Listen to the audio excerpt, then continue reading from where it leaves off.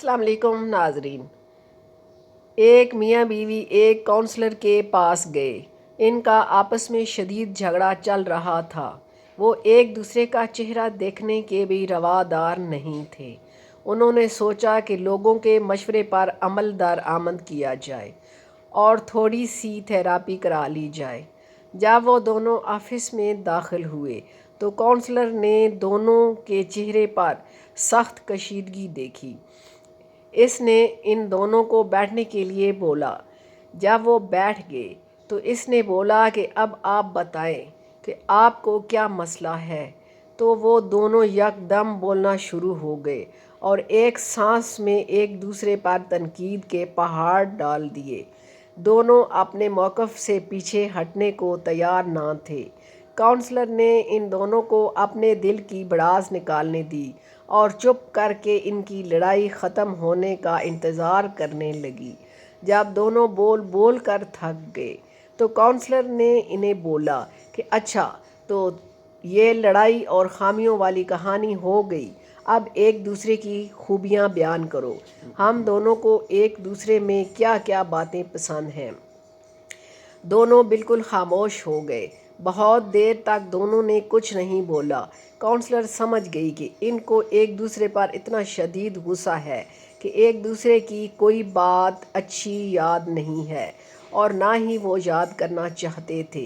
Counsellor ने एक एक कागज़ और पेन दोनों को थमा दिए और मियाँ बीवी को बोला, अपने अपने कागज़ पर एक दूसरे की खूबियाँ तहरीर करो। एक दफ़ा फिर बहुत देर दोनों ने कुछ भी ना लिखा और गुस्सा इनके चेहरों पर आया था।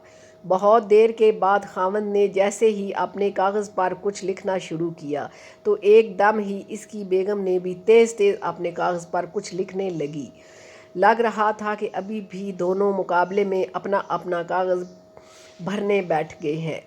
जब उन्होंने लिख लिया तो बीवी ने अपना कागज़ काउंसलर को थमाया। इसने उसे वापस करते हुए बोला कि उसे अपने शौहर को दो, वो खुद ही पढ़ेगा। बीवी ने उसे दे दिया और इसका कागज़ ले लिया। दोनों ने पढ़ना शुरू किया और थोड़ी देर में बीवी की आंखों में आंसू जारी हो गए। वो दोनों एक दूसरे की तारीफ़ें पढ़कर बहुत खुश हुए। कमरे की फ़िज़ा एकदम तब्दील हो गई थी। ऐसे लग रहा था जैसे इन दोनों की कभी लड़ाई ही नहीं हुई हो। काउंसलर का फ़र्ज़ पूरा हो चुका था। वो दोनों जैसे लड़ते भिड़ते अंदर दाखिल हुए थे वैसे ही हंसते मुस्कुराते बाहों में बाहें डाले कमरे में से निकल रहे थे। हर इंसान बहुत सी खूबियों और ख़ामियों का मजमूआ होता है। अगर हम दूसरों के ऐब तलाश करने लगे तो इनकी और अपनी ज़िंदगी अज़ाब बना लेते हैं, और अगर हम पर एक की खूबियों को अपनी तवज्जो का मरकज़ बना लें तो अपनी और दूसरों की ज़िंदगी आसान बना देते हैं। फ़ैसला आप लोगों के अपने हाथ में है। इसी के साथ इजाज़त चाहती हूँ। अल्लाह हाफ़िज़।